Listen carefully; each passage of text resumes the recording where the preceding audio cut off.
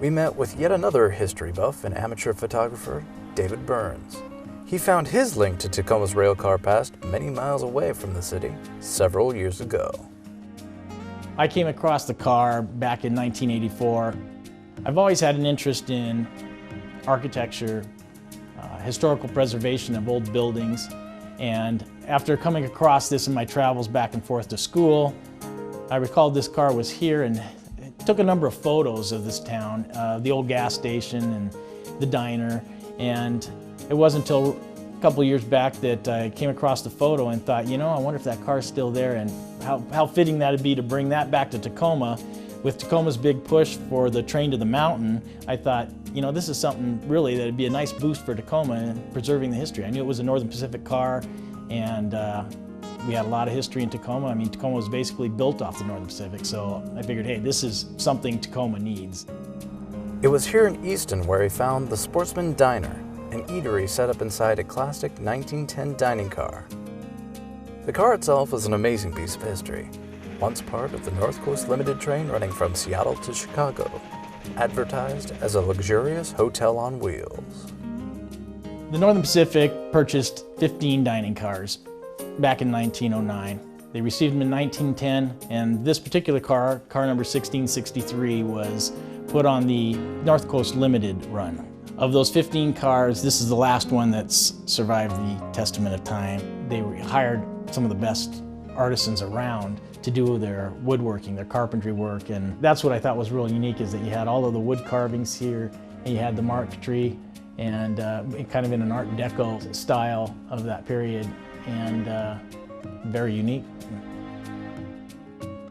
This one here, they had the Cuban mahogany. Many of them had the fluted stained glass look, whereas these had the pressed glass with the NP logo in them. It was here in this 35-seat dining car where some of the finest meals available on track were served, with fine china, polished silver, and elegant glassware. Everything was prepared on the dining car, fresh, and the whole experience, you know, suit and tie, white jackets, nice polished shoes, black pants. It was a fine dining experience that people didn't forget. The trademark for the Northern Pacific was the great big baked potato. They also had the lemon meringue pies, hot apple pie with Washington State apples. A lot of fond memories on the dining experience they had riding on the North Coast Limited. The car was retired in 1949, and soon it had taken on a similar but less glamorous and more stationary purpose.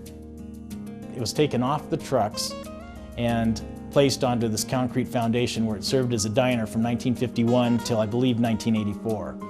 Since that time, the car has sat over 20 years and has suffered damage to the roof and a lot of neglect, unfortunately, and we'd like to see it get taken care of.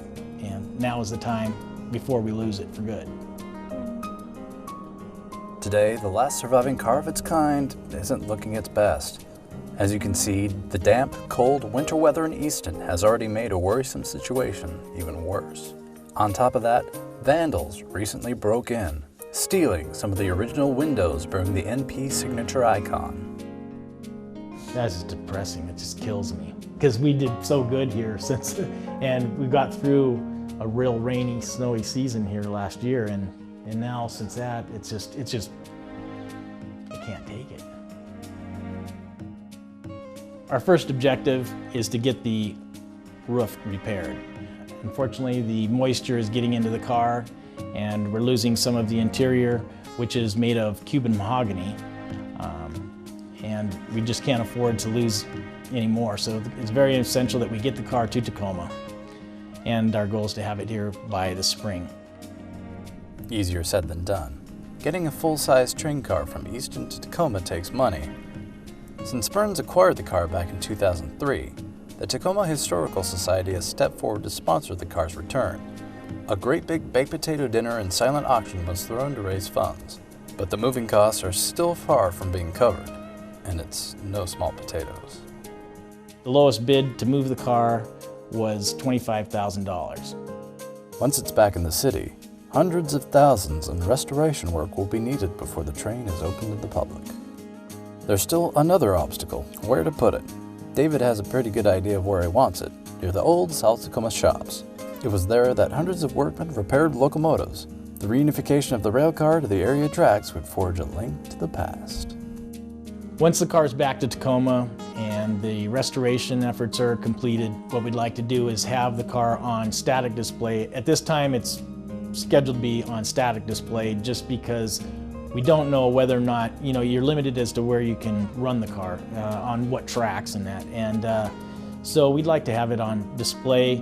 Right now we're looking at having maybe a coffee, tea, kind of a finer dining coffee shop where people can come in, relax in a nice setting and kind of experience with the warm surrounding and the kind of the romance of the railroad in this car. The long-term goal of the Tacoma Rail Car Preservation Society is to see that Tacoma gets a museum of railroad history.